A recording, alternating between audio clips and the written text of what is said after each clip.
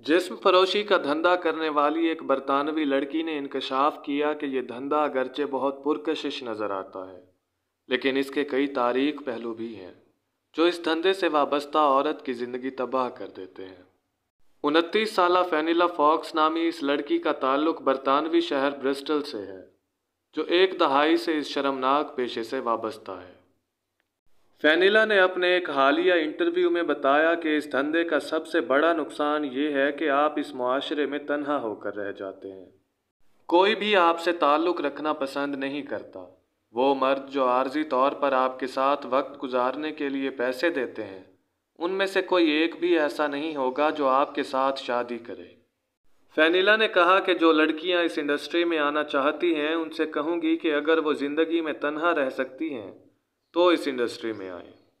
इस पेशे से वाबस्ता होने के बाद कोई भी मर्द उनके साथ तवील मुद्दती ताल्लुक़ कायम नहीं करेगा और उन्हें लगभग तमाम उम्र तन्हा गुजारनी होगी।